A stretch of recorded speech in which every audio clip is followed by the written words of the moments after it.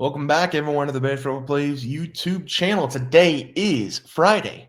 It's November 7th, and we have the NBA.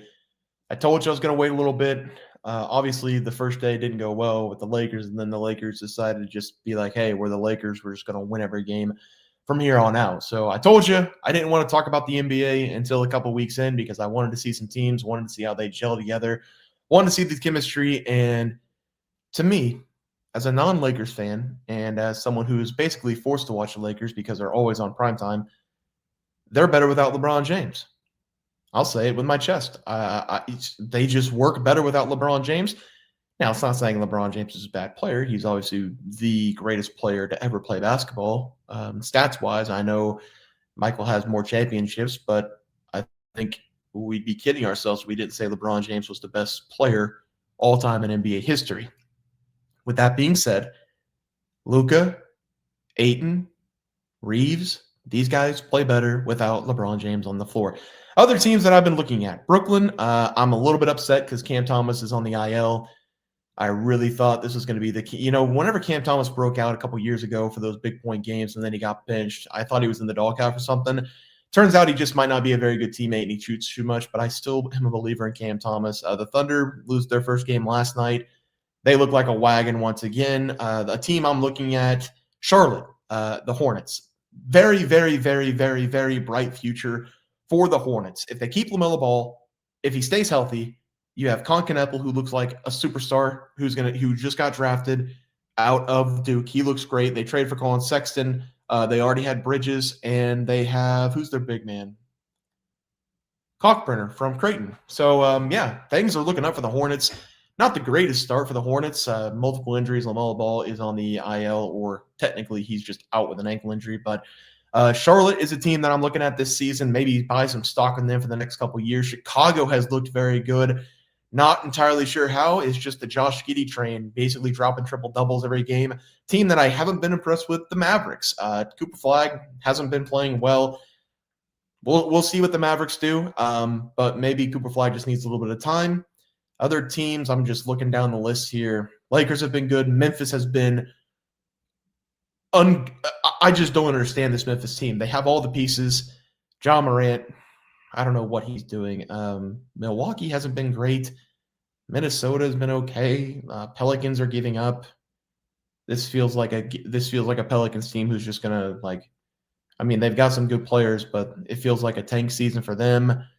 Orlando is going to be a team I talk about for the player props. VJ Edgecombe has been great for the 76ers. You have Maxey and Embiid back. Maybe they get something going finally in the Philadelphia world. Westbrook signed with the Kings. Got a triple-double the other night. Pretty cool for him. That's about it. Oh, and Victor Wembanyama is great at basketball. Who would have thought?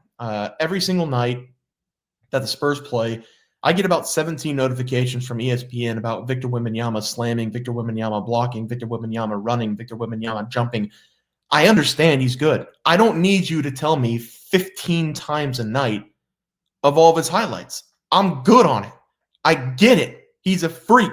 Stop sending me notifications about Victor Wembanyama. This is LeBron James from 2 or 3 years ago. They're force feed. LeBron James is hurt, so now they're just force feeding me Victor. I understand he's good at basketball. Stop bothering me about Victor Wembanyama. Let's talk basketball. Magic, -3.5 is going to be the play here. Now, Boston, I didn't touch on them, but Boston's dealing with the Jason Tatum injury. Everybody knows that. They traded some key pieces. Porzingis gone.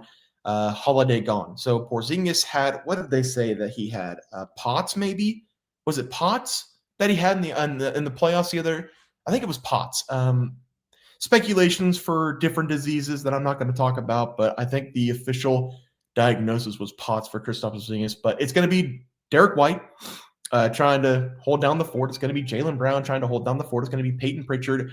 And then a concoction of different big men for the Celtics this season. But we had high expectations, or at least I did have high expectations for the Magic. They had some really good key pieces in the offseason that they signed. Paulo looks like a superstar. Franz Wagner has been a superstar. Other people for the Orlando Magic, they traded for Kentavious Caldwell-Pope. Hasn't really worked out so far for Orlando, but I still think this Orlando team is in prime position to be one of the best teams. Or no. Did they trade Caldwell Pope? Jalen Suggs, Desmond Bain, Franz Wagner, Paulo Banchero, and Wendell Carter Jr. Like that starting five is fantastic. Who did Caldwell Pope go to? He went from Denver to the Magic, I thought. No, because he played against the Lakers on Saturday night. Man, where did Kentavious Caldwell Pope go? If he went to the Magic, that's great. But I feel like that he was at the Nuggets. I don't know. That's gonna piss me off. If I'm right, I'm right. If I'm wrong, tell me where Contavious Caldwell Pope went. But the Magic, the starting five is great. I think they can win this game going up against the Boston Celtics, who are dealing with a lot of injuries and dealing basically on leaning on three players to really do all the production. The Magic have not started off the season well. They're 2 games below 500. They're 3-5 on the year. They pride themselves on the defensive side of the ball. At least they have over the last 3 years. The Atlanta Hawks ran them out of the gym on their home floor. That was an embarrassing loss for them. They were up by 15 points, and then all of a sudden they lost the game by 20. They've had 3 days of rest to figure it out. They're going to have home court in this game. We need to see some urgency. We need to see someone say, hey, we're a good team. We're 3-5. Let's pick it up. It's very hard. It is very hard to get yourself out of a hole if you start poorly in the NBA. We saw that with the Lakers over the last several years. Felt like the Lakers were on the bubble every single year. It's hard to get out of that hole. Once you get to 5, once you get to 20-20, you'll find a way to get out of it. But you can't start slow in the NBA. Urgency for the Orlando Magic. They're at home. I think they win this game very easily. I'm going to take them -3.5. I think they're overall better team. Now, let's talk about some player props. We're going to take Jonathan Kuminga over his total points going up against the Denver Nuggets. The Denver Nuggets have not been playing some very good defense. I do think Cameron Johnson going to the Nuggets is a very good thing over Michael Porter Jr. He hasn't been shooting well to start the season, but Jonathan Kuminga over 21.5 points. Steph Curry's going to be out in this game. He's on the IL.